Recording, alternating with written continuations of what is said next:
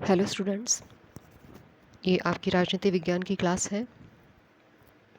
आज का जो हमारा टॉपिक है वो है प्रेसिडेंट ऑफ इंडिया, यानी कि भारत का राष्ट्रपति। इस टॉपिक को स्टार्ट करने से पहले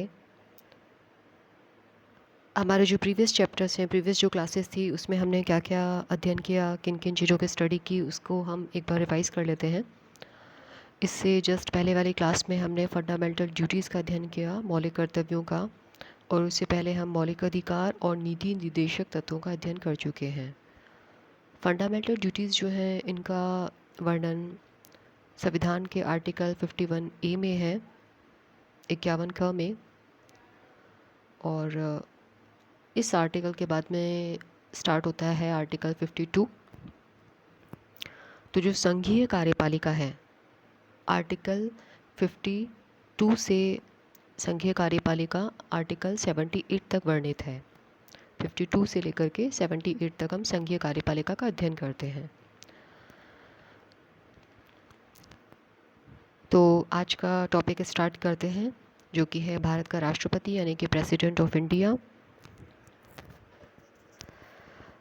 देखिए, जो आधुनिक लोकतांत्रिक सरकारें हैं, उसमें कार्यपालिका और विधायिका, इनके दोनों के अंगों के मध्य संबंधों की प्रकृति के आधार पर दो प्रकार की सरकारें जो हैं वो स्थापित की जा सकती हैं। दो प्रकार की सरकारें कौन कौन सी स्थापित की जा सकती हैं? एक तो है संसदीय शासन प्रणाली और एक है अध्यक्षात्मक शासन प्रणाली।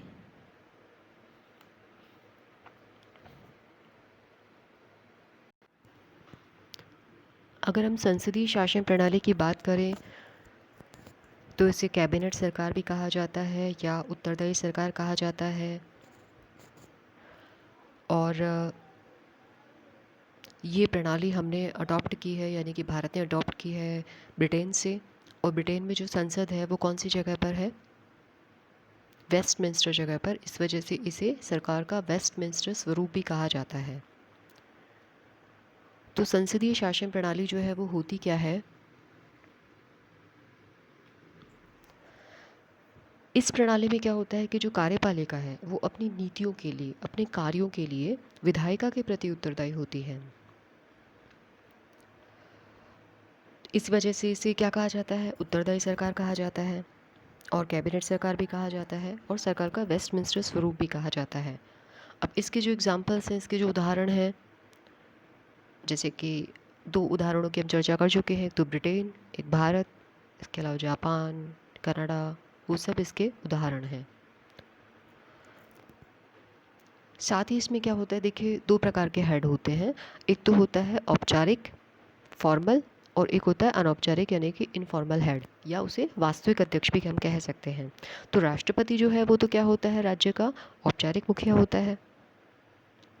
और जबकि वास्तविक जो हेड होता है वो कौन होता है? प्रधानमंत्री, वो सरकार का मुखिया होता है।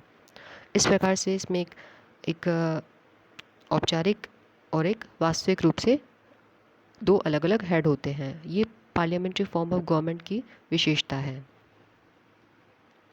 आगे हम बात करते हैं अध्यक्षात्मक शासन प्रणाली की।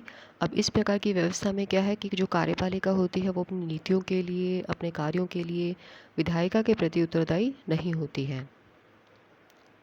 अब इस प्रकार की जो फॉर्म ऑफ गवर्नमेंट है तो उसको हम क्या कहेंगे? उसे हम कहेंगे गैर उत्तरदायी सरकार या गैर संसदीय सरकार भी कह सकते हैं। और इसका जो एग्ज़ाम्पल है वो है अमेरिका, रशिया है, श्रीलंका है, वो इसकी एग्ज़ाम्पल्स हैं।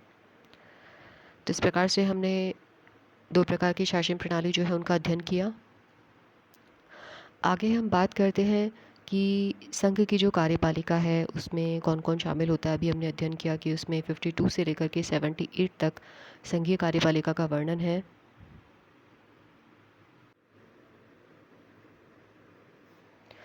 तो इसमें शामिल है राष्ट्रपति, उपराष्ट्रपति, प्रधानमंत्री, मंत्रिपरिषद, ये सब इसमें सम्मिलित हैं। आगे हम स्टेप बाय स्टेप एक एक आर्टिकल का अध्ययन करते हैं। और जहाँ पर ऐसा कोई प्रतियोगी परीक्षा की दृष्टि से कोई ऐसा प्रश्न होगा तो मैं वहाँ ज़रूर मेंशन करूँगी कि यहाँ पर इस तरीके से ये प्रश्न जो है वो पूछे जा सकते हैं। तो सबसे पहला जो इसमें आर्टिकल है वो है अनुच्छेद 52। अब इसमें क्या प्रावधान है कि भारत का एक राष्ट्रपति होगा। आर्टिकल 53 जो है इसके अंतर्गत क्या प्रावधान है कि संघ की कार्यपालिका शक्ति राष्ट्रपति में निहित होगी और उनका प्रयोग वह कैसे करेगा, या तो स्वयं करेगा या अपने अधीनस्थों के माध्यम से करता है। ये बात कही गई है आर्टिकल 53 में। उसके बाद हम बात करते हैं राष्ट्रपति का निर्वाचन। देखिए, राष्ट्रपति का जो निर्वाचन है वो जनता प्रत्यक्ष रूप से नहीं करती है। आपने भारत में कभी किसी व्यक्ति को ये कहते हुए नहीं सुना होगा कि वो राष्ट्रपति को वोट देने जा रहा है, ठीक है। तो फिर इसका निर्वाचन किस प्रकार से होता है, तो इसका जो निर्वाचन है वो एक निर्वाचन मंडल या इलेक्टोरल जो कॉलेज होता है उसके सदस्यों के द्वारा किया जाता है, ठीक है। तो राष्ट्रपति का निर्वाचन कैसे हुआ, एक निर्वाचक मंडल के सदस्यों के द्वारा। तो यहाँ ये प्रश्न महत्वपूर्ण है कि उस निर्वाचक मंडल में कौन कौन व्यक्ति शामिल होते हैं, और उससे भी ज़्यादा महत्वपूर्ण प्रश्न ये है कि उस निर्वाचक मंडल में कौन कौन व्यक्ति शामिल नहीं होते हैं, क्योंकि कॉम्पिटिटिव एग्ज़ाम में प्रश्न जो है वो कौन कौन व्यक्ति शामिल नहीं होते हैं उसमें ज़्यादा पूछा जाता है।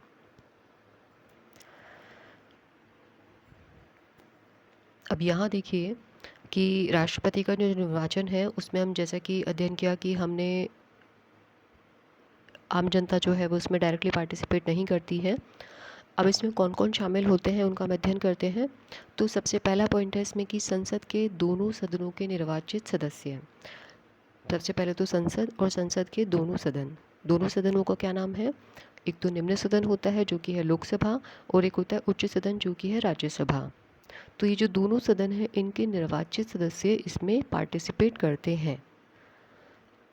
निर्वाचित सदस्य इसमें पार्टिसिपेट कर रहे हैं, दैट मीन्स इसमें और कौन पार्टिसिपेट नहीं कर रहा है, इसमें मनोनीत सदस्य जो है वो पार्टिसिपेट नहीं कर रहे हैं।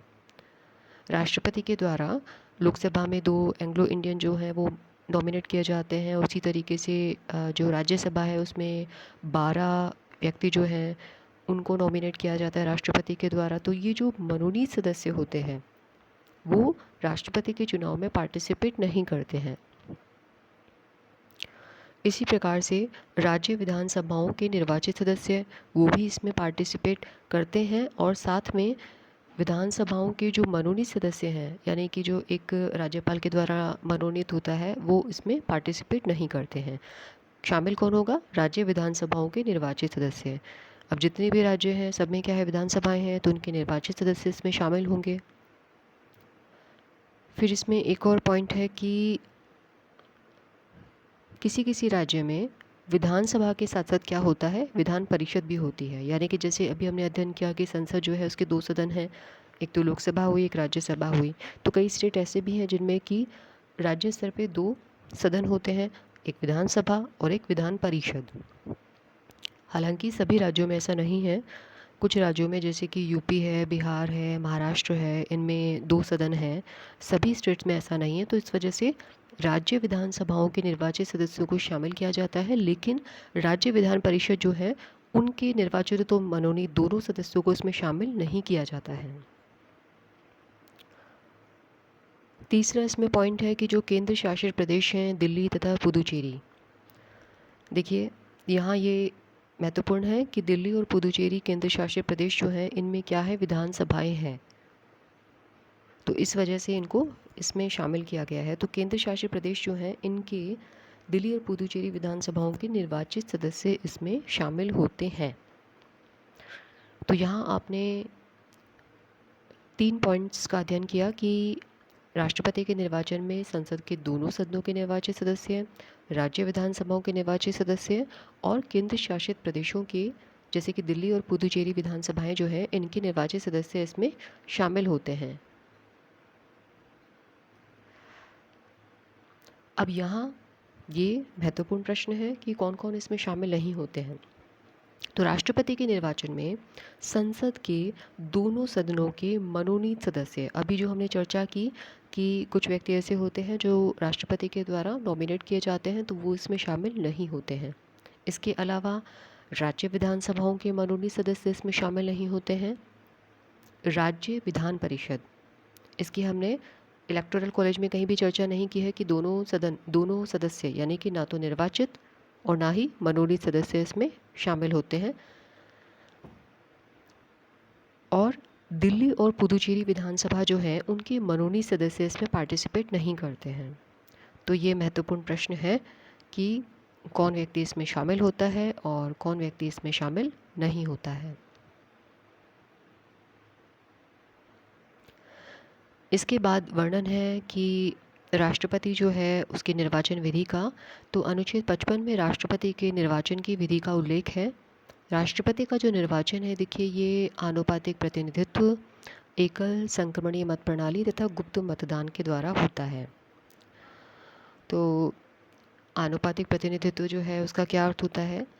आनुपातिक प्रतिनिधित्व का अर्थ होता है कि जो, अब देखिए, राष्ट्रपति के चुनाव के लिए बहुत सारे उम्मीदवार खड़े होते हैं।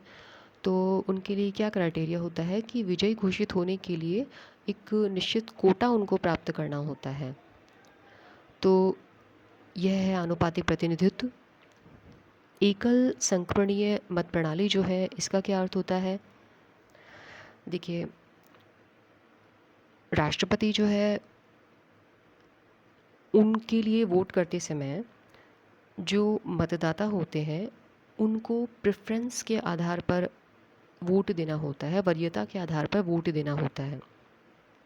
मान लीजिए जितने भी उम्मीदवार इस पद के लिए खड़े हैं, तो उतने ही वो उनको प्रेफरेंस जो है वो अपने मतपत्र में उनके नाम के आगे उनको अंकित करनी होगी। जैसे मान लीजिए कि 10 व्यक्ति खड़े हैं, तो उनको अपनी 10 वरीयता जो है वो शो करनी होगी कि 1 2 3 4 5 6 7 8 9 10। जिस व्यक्ति को भी वो फर्स्ट नंबर पे वरीयता देना चाहते हैं उसको फर्स्ट नंबर पे, जिसको सेकंड नंबर पे देना चाहते हैं उसको सेकंड नंबर पे, जिसको थर्ड नंबर पे देना चाहते हैं उसको थर्ड नंबर पे, यानी जितने भी व्यक्ति होंगे तो उनके नाम के आगे वरीयता जो है वो अंकित करनी होती है। और देखिए फिर क्या होता है कि मतों की जब काउंटिंग होती है, जो वोट दिए हैं उनकी जब काउंटिंग होती है, तो मान लीजिए कोई कैंडिडेट ऐसा है जिसने कि निश्चित मत प्राप्त कर लिए, दैट मीन्स वो तो क्या है कि वो तो विजयी घोषित हो जाता है। और अगर बाई चांस ऐसा नहीं हो पाया है तो मतों के स्थानांतरण की प्रक्रिया, हस्तांतरण की प्रक्रिया अपनाई जाती है। इसी वजह से इसे कहा जाता है एकल संक्रमणीय मत प्रणाली या एकल हस्तांतरणीय मत प्रणाली। और साथ में है गुप्त मतदान, यानी कि ये जो मतदान होता है वो गुप्त रूप से होता है।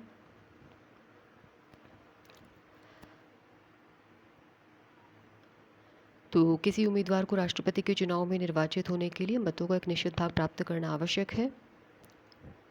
ये सब बातें थी आज की क्लास के लिए। बाकी का जो हम नेक्स्ट क्लास में अध्ययन करेंगे। Thank you.